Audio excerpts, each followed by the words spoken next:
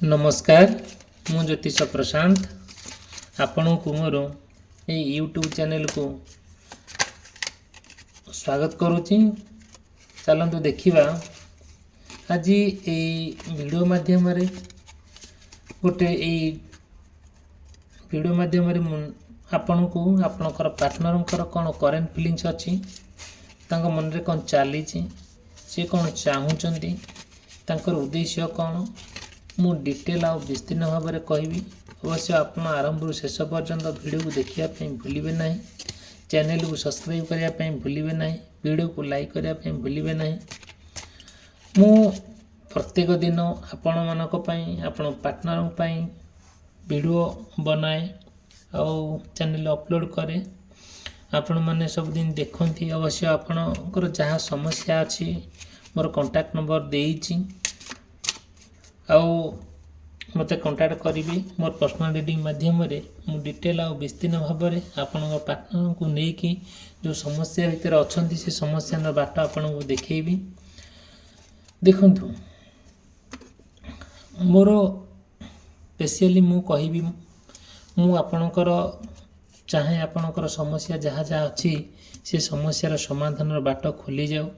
आपन बहुत भले रुहंतु, आपणकर भगवान मंगल करंतु, आपणक जीवन सुखमय हो, आपणकर जहाँ चाहूँगी से आपणक इच्छा पूर्ण हो। मोर एतिकी भगवान पाखे प्रार्थना। आ मु चाहूँगी कि आपण मैंने जदि आप पार्टनर नहीं कि बहुत भले अच्छा बहुत भले रोचंदी बहुत भल समय बीतौंती मु बहुत खुशी। जदि भी किसी सेमती समस्या अच्छी से समस्यार समाधान पाई आपण बाट खोजी बुलुचंदी से बाट पाई पारु नाहंती मते कांटेक्ट करिवे। मु मोर कांटेक्ट नंबर देइछि। केमिति आपण पार्टनर नै कि गोटे कंक्लूजन पॉइंट रे पहुँचीबे, केमिति गोटे समाप्त पॉइंट रे पहुँचीबे सेटा कंप्लीटली भाव रे मु डिटेल आ विस्तीर्ण भाव रे मोर पर्सनल रीडिंग माध्यम रे मु कहबी। It's okay. जदिओ वीडियोटी आपन को भल लागु थाए आरंभ शेष पर्यंत देखिए, देखिला पर आप गोटे कंक्लूजन पॉइंट रे पहुँचे जहाँ बाकी अन्य जहाँ समस्या अच्छी से समस्या बाट निश्चित खोल तादे तिले मात्र सन्देह ना। बट आम चाहिए कि आपण आपण पार्टनर मध्य जहाँ जहाँ सब समस्या भीतर आप गति करुँच से समस्या के परमानेंटली आपण पाखे न रहू, से टेम्पोरारी आसी टेम्पोरारी आगे पड़ो जहाँ भी होना कहीं आपड़ देखिए प्रत्येक दिन प्रत्येक मुहूर्त प्रत्येक मोमेंट रे आपन दैनंदिन जीवन रे आमे तो पार्टनर बिना आमे रही परिबा नहीं कि चली परिबा नहीं। फिर भी आमर से गोटे निहाती आवश्यकता मनीष जड़े आउ ना आमे केबे पार्टनर को भूली परिबा ना आमे के पार्टनर को छाड़ी परिबा।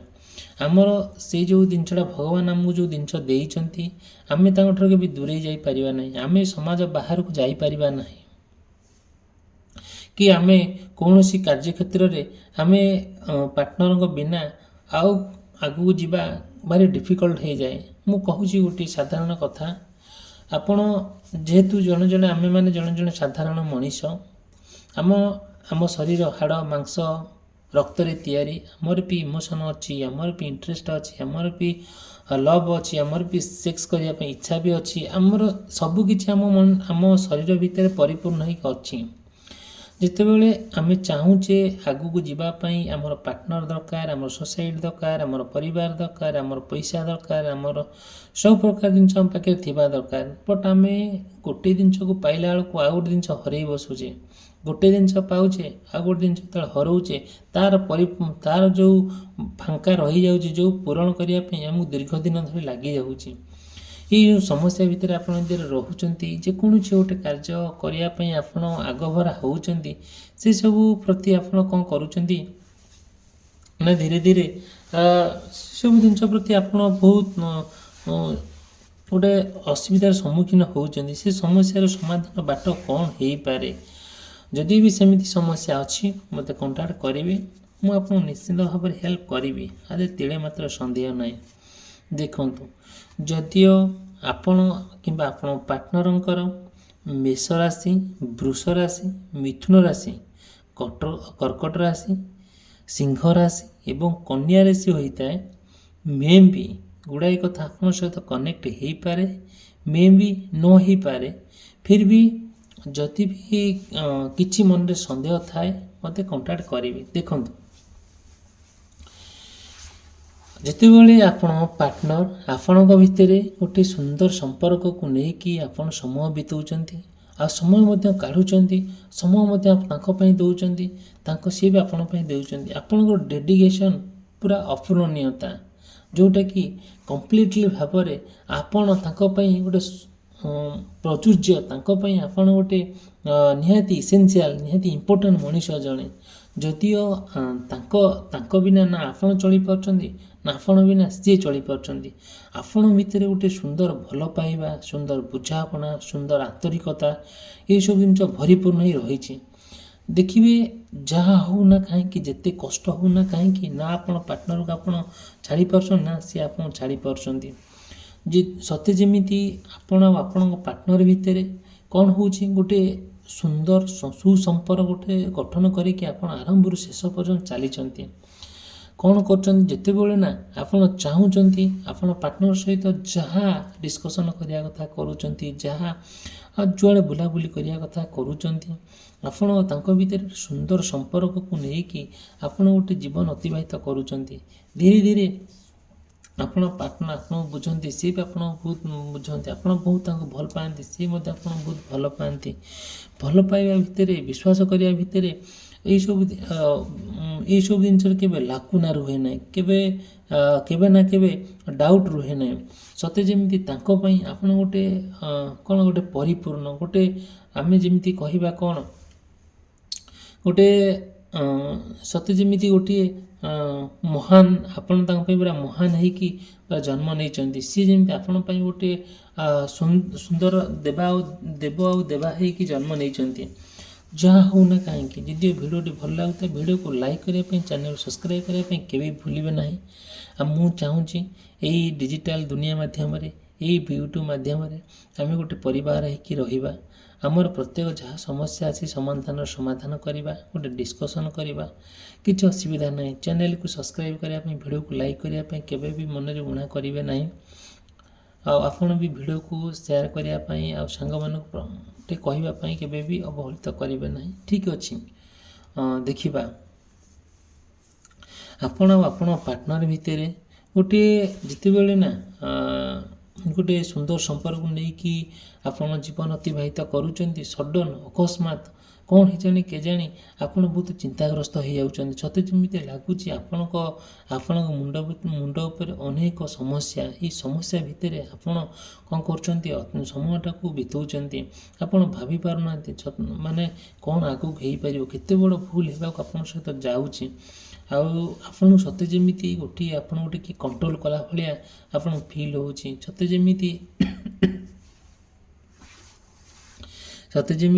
ଆପଣଙ୍କୁ କିଏ ଗୋଟେ କଣ୍ଟ୍ରୋଲ କରୁଛି।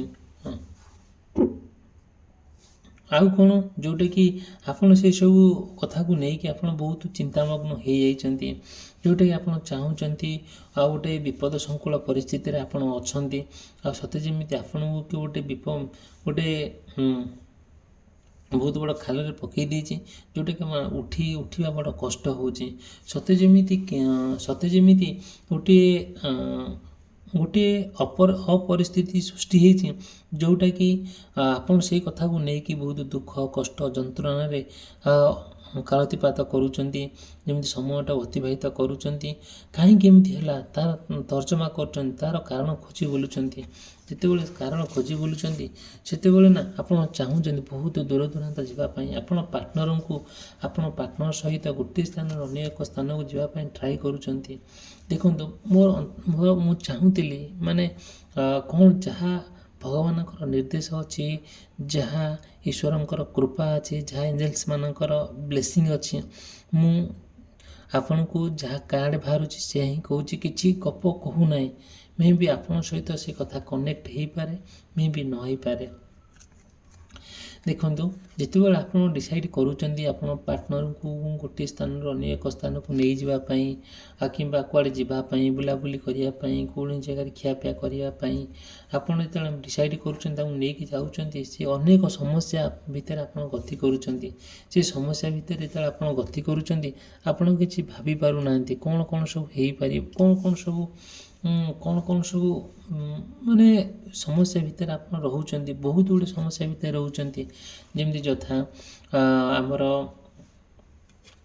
ଫାଇନାନ୍ସିଆଲ୍ ପ୍ରୋବ୍ଲେମ୍, ପଇସା ପତ୍ରକୁ ନେଇକି ଆପଣ ବହୁତ ଅସୁବିଧାରେ ଅଛନ୍ତି।